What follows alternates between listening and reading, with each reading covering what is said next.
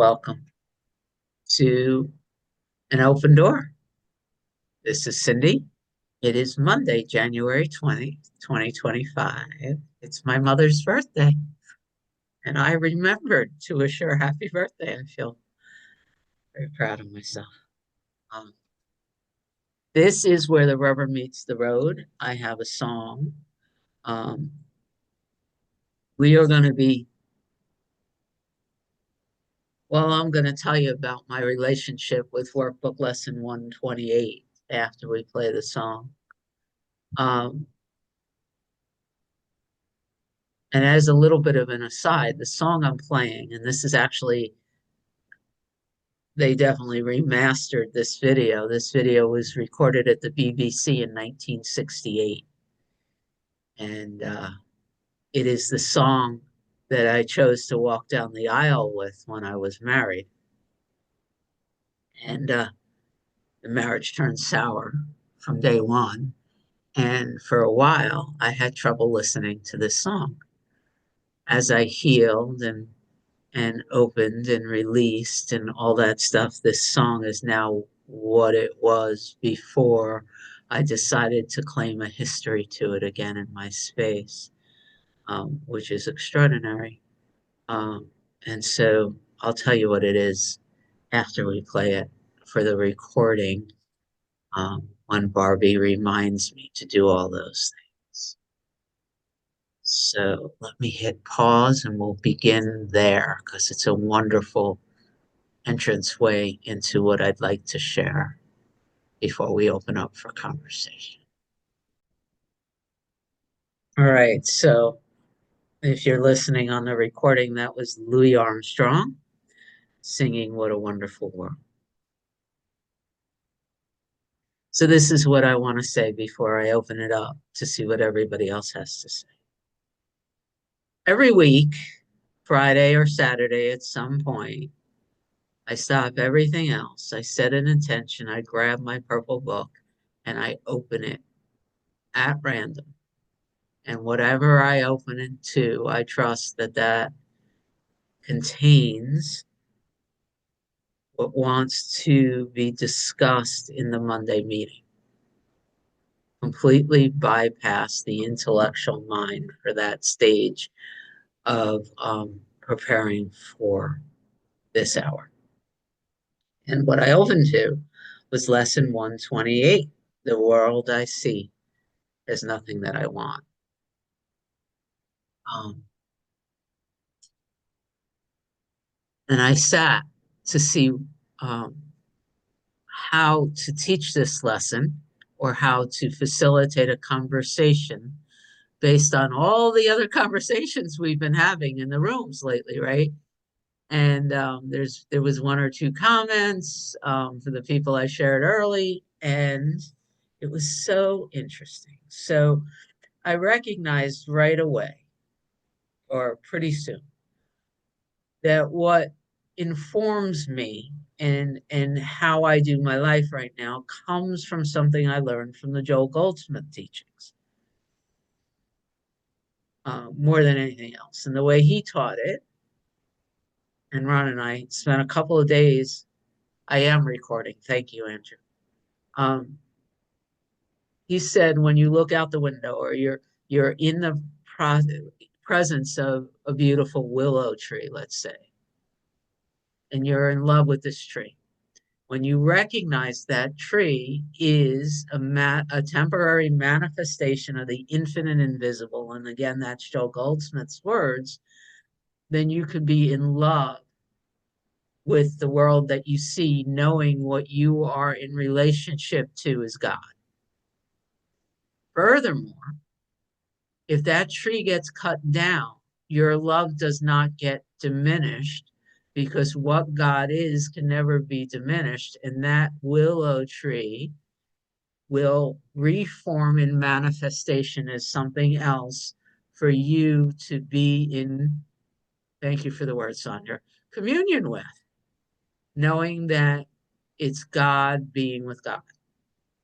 If, however, that willow tree gets cut down and you feel an intense reaction to it, if you're scared, if you're sad, if you feel somehow that your world's been diminished because of it, what has been identified is an area where you're attached to the world of forms separate from God. Doesn't mean that from a loving space you don't do what you can to keep the willows trees healthy and alive and beautiful. But if you're all of a sudden feeling attacked by the loss of that willow tree, or by having your daughter's car stolen 3 times in a year, or the body pain, or someone you love being really sick and you don't know what to do, wherever the world appears to be attacking you, it's an opportunity to see where this is an area of feeling that there's something other than God, essentially. The other way, again, Joel and others have taught me this, the understanding that what my world is in all of its purview, everything that I am seeing is a reflection of my current level of consciousness. That's also from Joel Goldsmith. I ended up having to step away from these specific words right now. So what I am seeing is my current level of consciousness. And if the world I see is creating a lot of discordant energies in me, a lot of anger, a lot of fear, a lot of need to defend and attack, that's representative of my current level of consciousness. And no matter what I do in the world, if I don't neutralize or bring or surrender or forgive what is creating the energy from the inside out, I will forever have an infinite number of opportunities in the world to see where I feel victimized or attacked, right? That was the basic teaching. Here's what happened in Cindy's world. I was talking to Rana about this yesterday, and I'm just still in it, by the way. I'm feeling very vulnerable at the moment. So here's what happened. All of this is, I accept this teaching. Like, I love this teaching. I want to do this teaching, right? I felt a lot of fear. I found in me concern that no matter, concern that how I presented this teaching today in this meeting, I wanted it to be approved of. Let's just put it that way. I kept feeling like I wasn't going to find the right words and I shouldn't do this teaching and I should find a safer. I literally felt this desire to find something safer to land on and not to talk about the world at all. And, there was this feeling of the belief that whatever I said wasn't going to be right. It was going to be rejected. It was going to create whatever. And then I got one level of it, which created more disturbance inside. It's like, oh, Cindy, so you need the world to tell you that you're a good teacher. Oh, Cindy, so here you are in this space wanting others to approve of whatever you're sharing and how you're presenting yourself so that you could know that you're okay, that you have a purpose, that there's a plan for your life. And underneath that, what I saw, and I was so grateful, at some point recently, Amy said, I see this constant kind of vibration of fear. I think her word, that's the way I received those words. What I saw underneath that, when I remembered that there is no other for me to be sharing this with, every reason why we're doing this and joining is for our joined rise. And like, I don't care what the words are. There's a reason we're here. God has brought us here. The divine has brought us here. There's a rise in frequency and in conversation. If Richard, and I promise Richard, I always mention his name, but we always talk about this rise of vibration, what it means. I'm here to allow the Cindy experience to rise in consciousness. So what I saw underneath that desire for approval was a very strong feeling of being unsafe. Cindy felt unsafe. and needed to be very aware of how she showed up in the world so that she could be okay, right? So I'm looking at, and there's chills up and down my arm, right?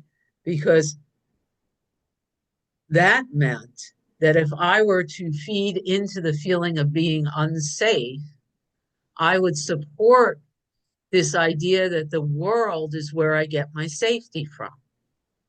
And that's why, as long as that being unsafe is continually vibrating in the Cindy system, her feelings of being safe are dependent on somebody or something in the world giving her some sort of temporary pat on the back or an extra couple of dollars or knowing where my daughter is in this moment, whatever. It shows up in a lot of different ways.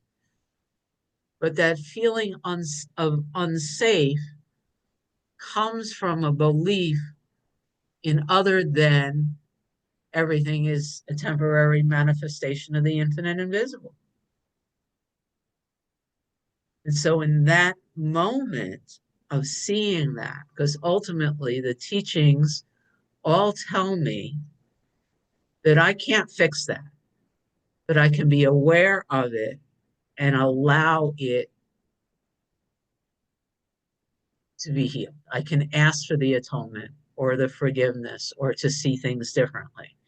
But from this chronic state, which I got to tell you, I've now been noticing and doing my damnedest not to put a band-aid back on it for the last 3 days since I opened this book, sent the message out to I send a message out to Rana and Sandra and Amy as soon as I know what it is.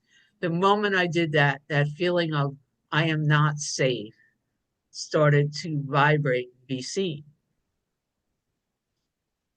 The activity is not what made me feel unsafe.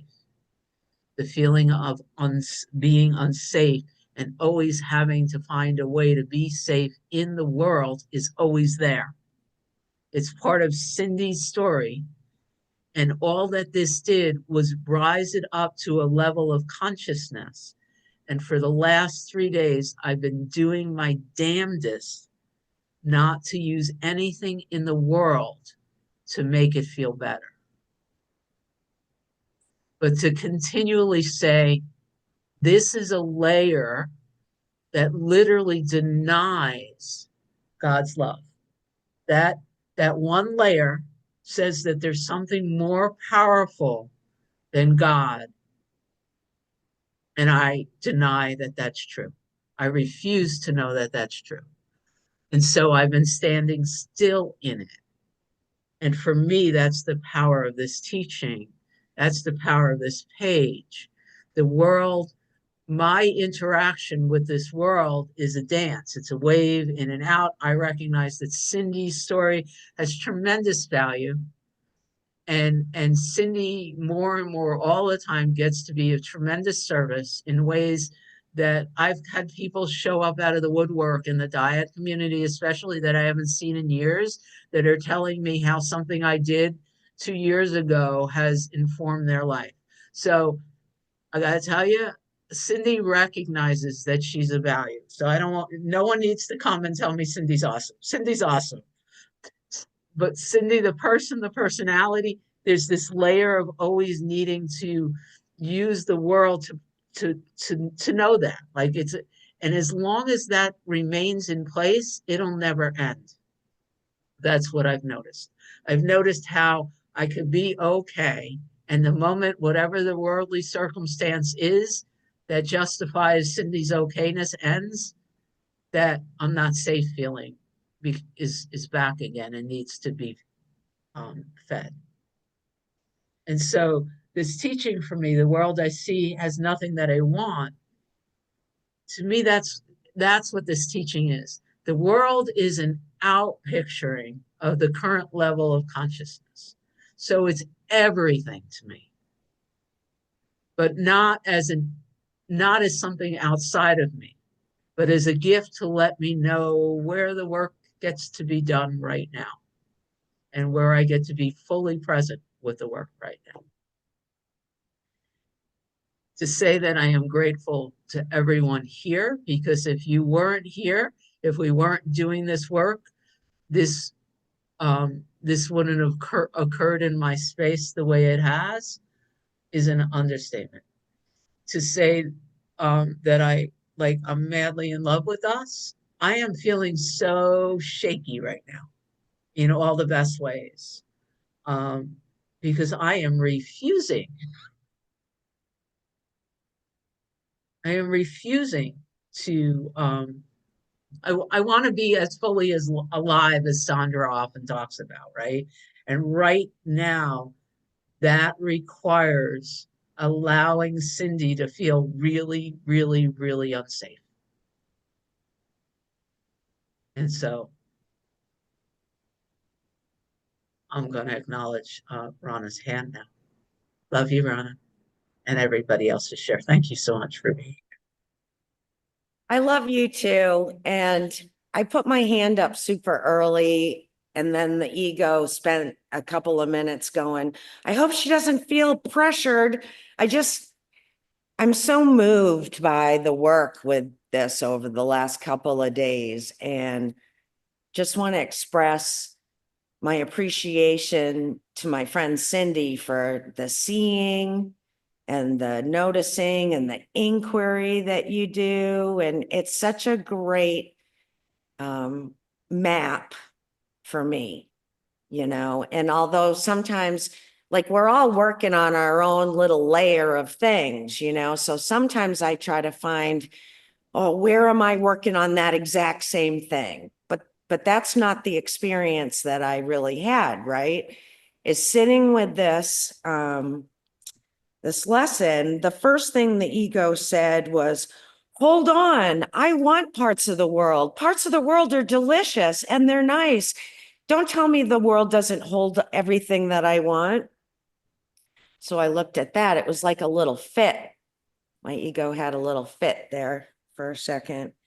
And it was like, it'll be boring and empty. The ego does not like the idea of empty at all. So I've seen a resistance to that a couple of times.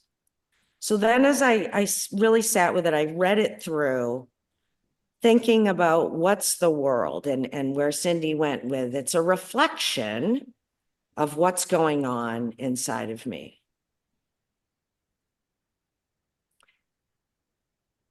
And the world that's being reflected back to me in these present moments, I find is pretty damn awesome. And so there's that ego wanting to cling. So that was a great little pointing there too. Everything rises and falls. It's all temporary. The tree is there, but it's what's inside already. It's not in the form of this. So then I thought about the real world, right? Where is this talking to me in this, on lesson 128, right? It's talking about this world that's been projected for seeming decades that causes a lot of suffering in this one, And so, yeah, no, I don't want the limited projection of a fearful world. No, I don't want that. It holds nothing that I want. But what I do want is what's offered in the Course, the true perception coming from the right mind with the help of the correction of the Holy Spirit. That's what I want, and I'm willing to do the practice to see where the thinking mind is grasping or holding on to this world of perception. And I got a beautiful worldly example of this morning. My daughter's caregiver showed up, and her daughter is with her because school's off today. She's 19. She also has cerebral palsy, but she walks with canes. And Ryan came in and he let me know that Elizabeth fell down on the walkway in the front yard on the way up. And I watched. The ego wanted me to get up, to have a reaction, to try to fix something that I didn't even know was true. You know, it said, there's a problem, go fix it. And I sat very still. And what I recognized was the mind was creating a fear scenario. And if I were to believe that world, then I would react and respond to those thoughts and go rushing and see if something needed to be fixed, right? All the way to, can I make you something to eat? Because food will make you feel better, right? I saw all that fixing energy. And I would have been acting from a place of disturbance rather than a place of peace. The place of peace is the world I want to see. That's the one I know exists. I know it does. So I paused and I did nothing. And when I walked into the living room, she was sitting on the couch. I said, "Good morning, Elizabeth." And she turned and smiled and said, "Good morning." And I realized there was nothing to do. There was nothing to say. I didn't need to address anything that had happened, because however it happened, happened. But what happened in my mind is not what happened. And so I didn't have to act in the world based on that script created in a world of fear. And so super grateful to be given the opportunity to apply, what we're talking about in whatever way it is, and being open to that and being willing to not move a muscle. There's still a lot of resistance when that first happens. When I'm ready to get up, I can feel that, and I just let that be there now. You guys have taught me how to let that be there. I've taught me how to let that be there, the self to the self. So thank you for your example, Cindy, and it's very helpful.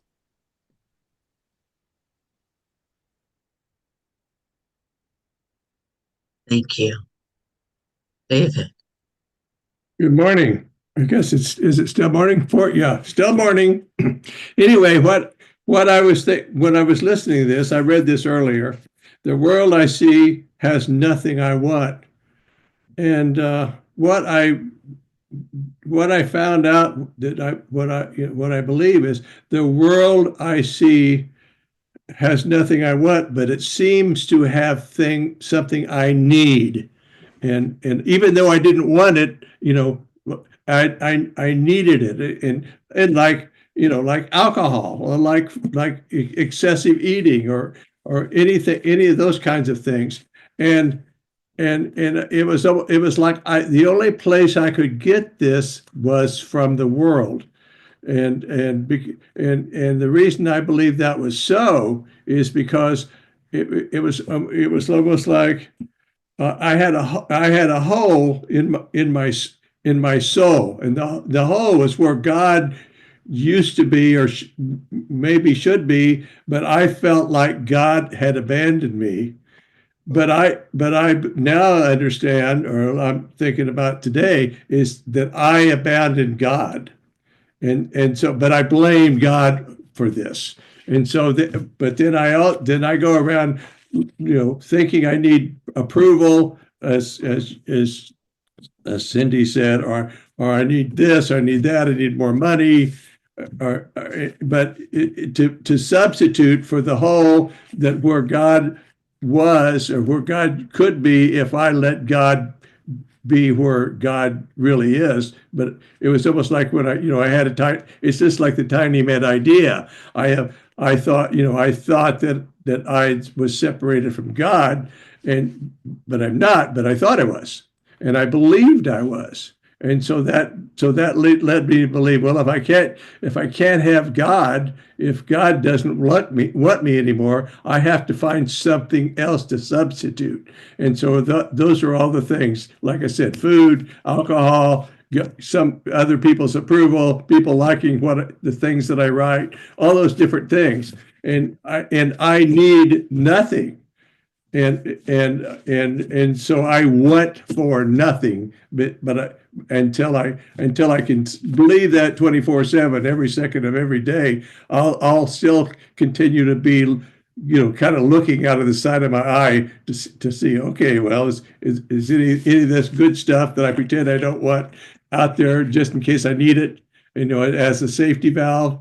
And so this is really good for me to look at this, because it's something that, and it's what I find out in the course is pretty much on every page that I look at, like when Cindy popped open this page, it says the same thing. And to me, it says, this is what I need. This is not what, this is not what I want, but this is what I need. And the only place I can find it is in myself, because it's always been there, even though I didn't believe it.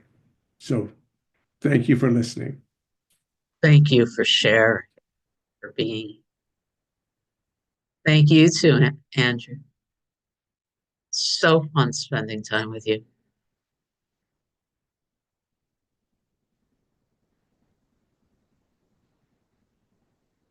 Does that help? Are you waiting on me? Yep. Yes, sir. I'm sorry. Thank you for everyone's share. I love all your shares, and I'm happy to be here. The world I see holds nothing that I want. And yet here I am. I'm here in the world. So what does the Course say to do? Hold no grievances, forgive. I practice that, and yet I'm here. So this world is a compromise.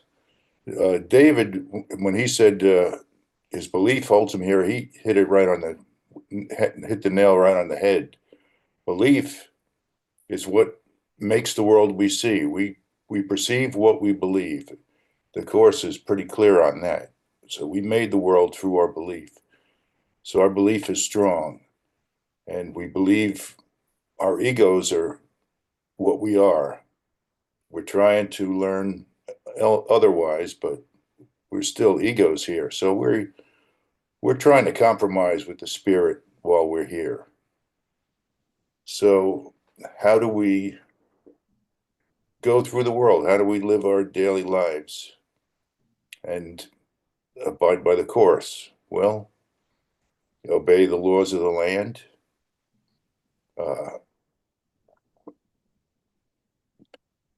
Try not to hurt anyone. Whatever we do, don't cause any harm, just like the Hippocratic Oath for the doctors. Aside from that, we have to do things that make our ego happy. Find a career that we enjoy, a hobby that we like, and it's okay to do pleasant things in the world. It's important, though, not to have attachments. Whatever we do and whatever we choose, if things don't go the way we plan, don't be attached to the outcome.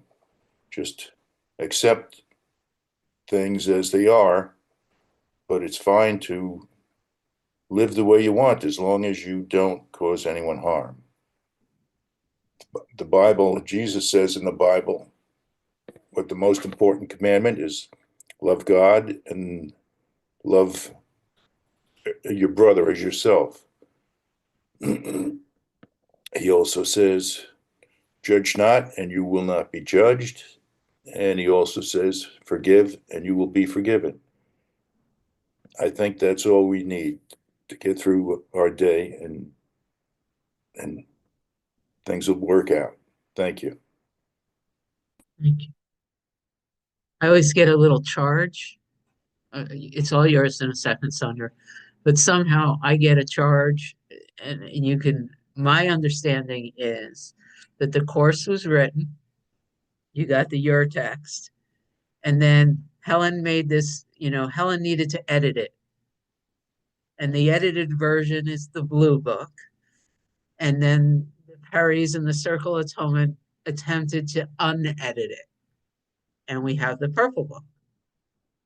So when I find slight tweaks in the wording between the blue book and the purple book, something in me smiles. And I noticed the disturbance here of not knowing how the title of this lesson. And so I had to grab my blue book. In the blue book, the lesson reads, "The world I see holds nothing that I want," which is the way Andrew stated it. The purple book, the name of the lesson, is as David wrote it, "The world I see has nothing that I want." And this mind sees a significant difference between those two statements. And I'm just going to leave it at that because it just lit up. But it's an interesting thing to look at. Sandra.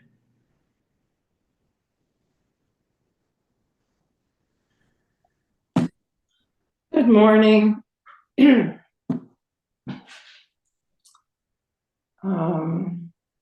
This is, I hadn't read this lesson in a long time. So when I read it, I took a double take, kind of like Rana said, like, what? I loved your explanation, and I love the example of the tree. And when I read this a second time, what stood out to me was the world I see has nothing that I want. And to me, I was thinking a wanting is a desiring, a trying to get something. And I realized right away that what it doesn't say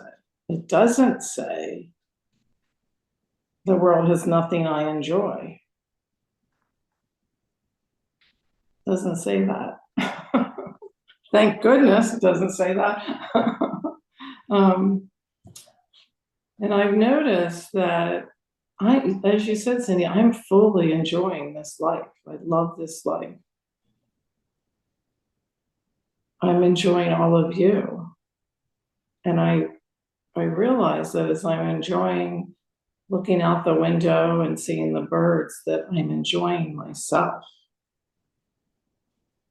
If that makes any sense to you. I'm just enjoying myself, my true self. Maybe I am projecting it all out there, but maybe that's why I'm here.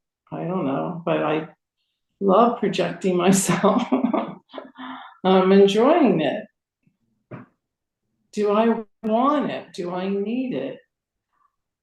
That is less and less so. And an example popped up for me right into my mind, an example of something that occurred about 5 years ago when Andrew said something like not grasping or holding on. When my mom died, she had this beautiful diamond and a necklace, and I saved it for my youngest daughter. And then when my son-in-law asked us if he could marry her, I gave him the diamond. And he put it in an engagement ring, and we were all on the beach, and he proposed, and she had the diamond ring, and it was so fun. But guess what? He made the ring too large. So you could probably see this coming. By the end of the evening, she decided to wear it, even though she should have put it away till she could get its size, and she lost the ring. And so she called me up. She was very upset.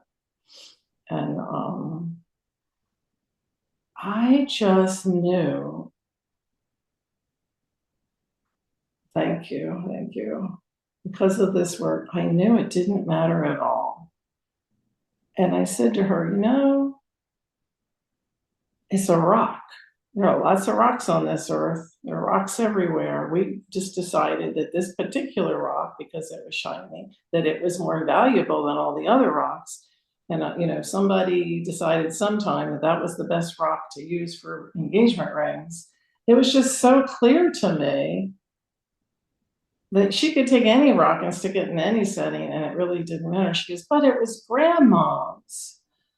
And I said, and I also was just so, I don't know. I guess it was the course's work that did it, but we can enjoy the beautiful stone, but we don't need it. I don't need it. In fact, I can get as much pleasure and joy out of any rock that I pick up. And I'm grateful that I know this. It's all about perception, isn't it? It's all about how when we wake up, we see everything with new eyes. And the world I'm seeing is lovely and beautiful and peaceful and joyful. It's about how I hold it. I hold it all very lightly, I guess is the word I would say. I hold it like it could sift, hold it lightly with open fingers. It could sift right through like sand. It's, I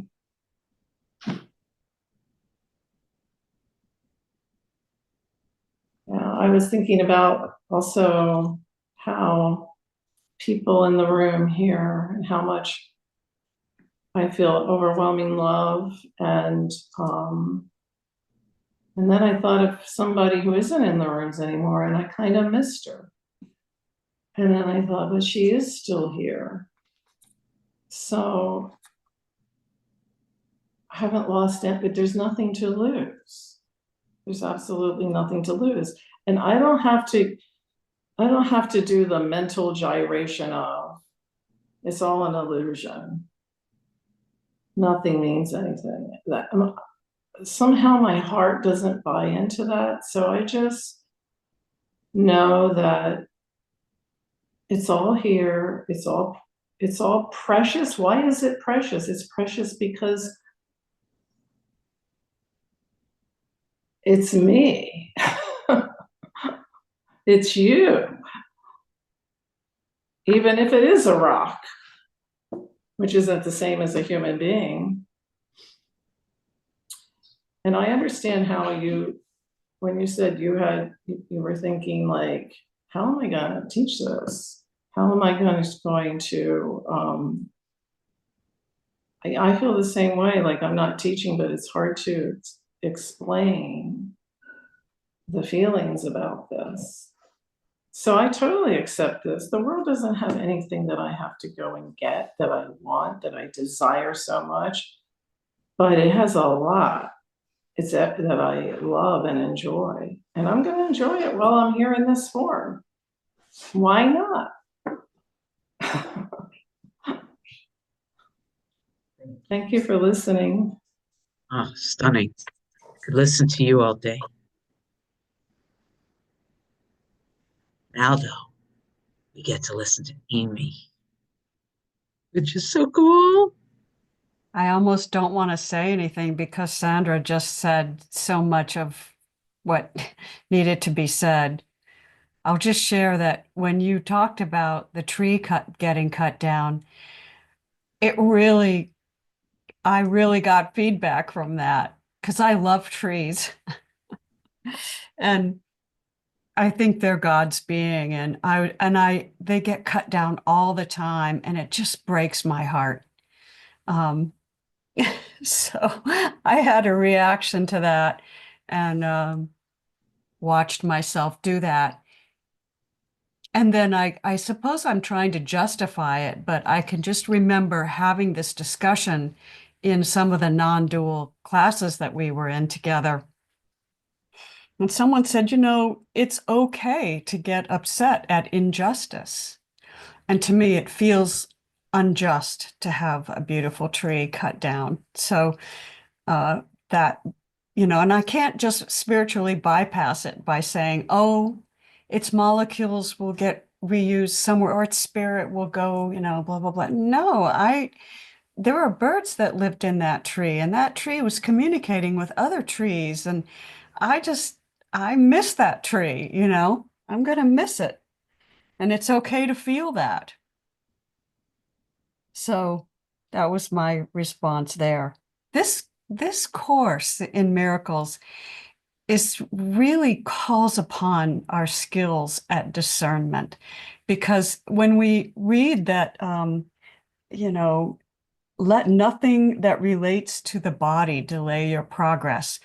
It doesn't mean stop eating, right? It doesn't mean that. It means, as Sandra said, don't get too attached to it. And don't get too attached to what you put in the body either, like, oh, I have to eat really healthily. That's okay. It's good, but it's okay not to. And the last thing, I kind of wondered what Christian Sundberg would say about this whole thing. And because the world is sort of a sculpting device, it gives shine to our spirit, And in order for that to happen, we kind of have to let the world affect us. And sometimes that means feeling its pain, We can't spiritually bypass this stuff. And so the last thing I just want to share is, well, you probably can't see it, but anyway, suffice it to say, I have made notes. It doesn't matter. You can't see it. I've made notes all over this because I've had this book for probably 10 years. And one of the first questions I asked myself when I read this was, well, how does this all relate to my loving, my family, my friends, and all those people? So I thought about that. And then my next notes a couple years later are like, well, there's no purpose to my ego relationships. One's in pen, the other's in pencil. And it's so funny how I've gone through this. But the last one I'll just share with you all. And this is from Paul Selig. And he says that I can't change my reality unless I accept that what is my current reality is something that I've called into being. I've called it into manifestation. And that I have been in agreement with that. Because the new manifestation can't come from a place where I'm denying the old one. So just put really simply, what the new manifestation can't come from a denial of what is being manifested now. That was one of my last notes. And I love us, and I'm so glad to be here. And once again, Cindy, you take your own experience and you just, as Rana said, you just hit it out of the ballpark. It's the truth of our experience is always the best place to start with the teaching, right? So, and I wonder if anybody has any comment about my comment that sometimes feeling really, really, really alive feels really, really, really exciting. And the excitement can feel really, really energizing. And that energizing can feel like rocket fuel. And that rocket fuel can feel like fear, right? So I just want to put that out. Love us, love us, love us. Love us, love us, love us. I am inspired to share another thing that's alive relative. It lit up while I was listening to you, Amy.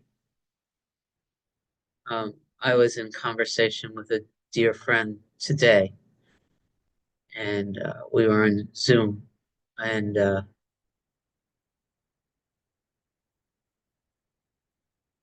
he's waiting for the final next steps, but it looks like there is cancer in his kidneys, perhaps his adrenal glands, and they found something on his lungs. And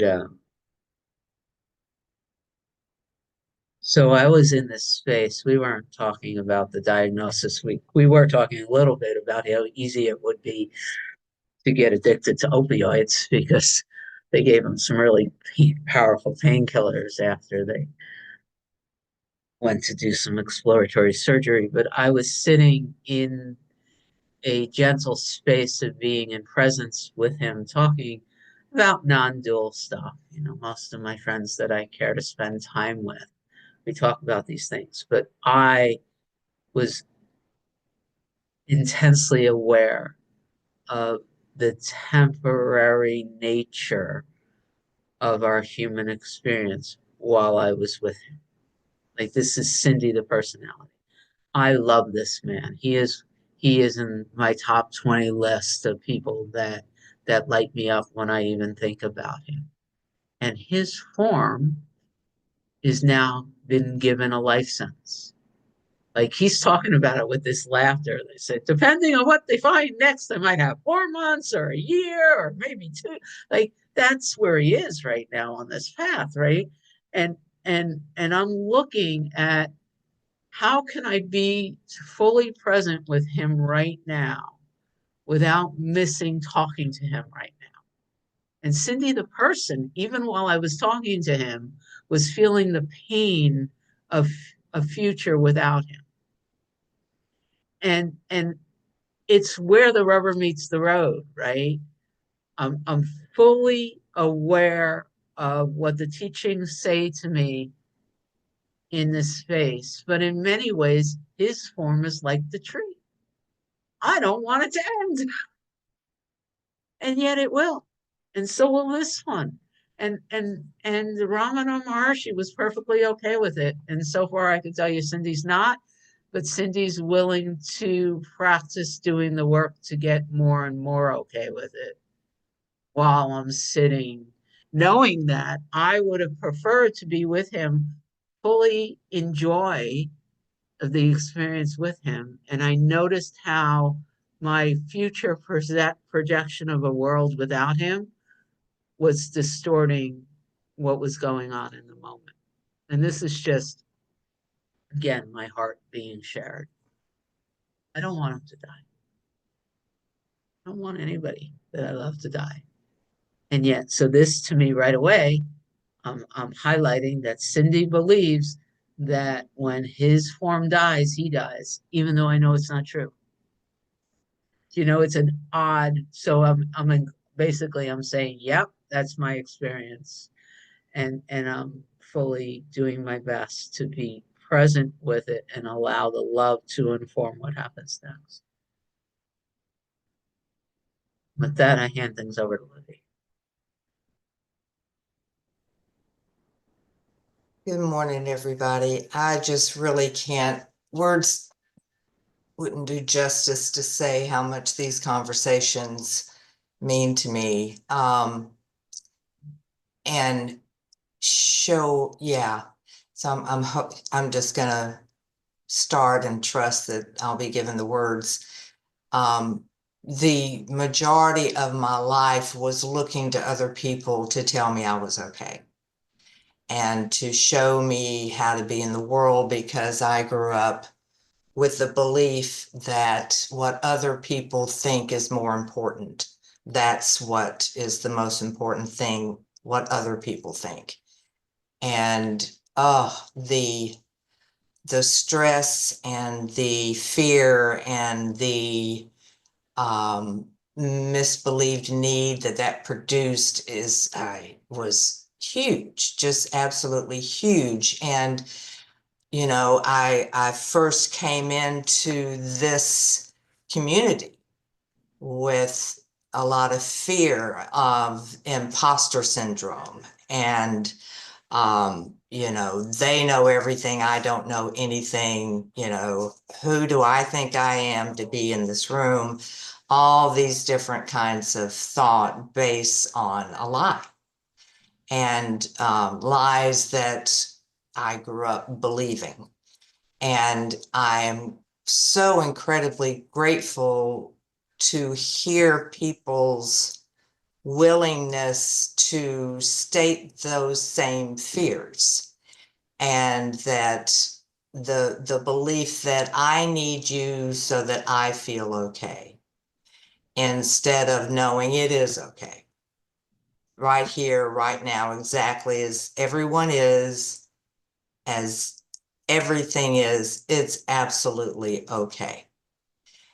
If my heart is sad, I cry, that's okay. To feel, what a freaking gift that is, that I can feel today, that I let myself feel today. is incredibly huge. To be taught and guided through feelings without attaching story, to just recognize it's just a sensation that's making its way through my body is incredibly, just what a freaking gift. And to be able to look out, and it is a Carolina blue sky today. It's freaking cold, but damn, it's beautiful, you know? And to be reminded that there's, you know, to look at the joy, I mean, to feel today is just such an incredible gift, and without judgment. And the dual world leaves me in judgment and criticism and not good enough. And when I recognize that there's no duality, and last night, my dad's not here anymore, and I had a conversation with him last night. You know, I mean, I just talked. And what a gift it is to recognize these things. Boo, my precious soulmate, he is not here in physical form, and my heart can still cry that I don't get to have his physical form here. And yet, man, to know that kind of love, it's just it's just incredible. So I just want to express my deep, deep gratitude for each and everybody here for helping me know how to be in the world without as a loose garment, and that it doesn't hold what the world I see. I mean, to be able to understand these lessons is to the deep core that y'all take me in the, oh, me too. Oh yeah, me too. I do, yeah. And I just am so grateful to each and every one of you for helping, I mean, I just am very, very grateful for each and every one of you for saying what I hadn't had words to say, to show me, to open up a space within me so that those beliefs do come true, so I can say, oh yeah, that's not true. And I'm not the only one, I'm not unique. And so I just really thank each and every one of you so, so, so, so much. Yes, thank you. That's all. Thank you. Hey, Barbie.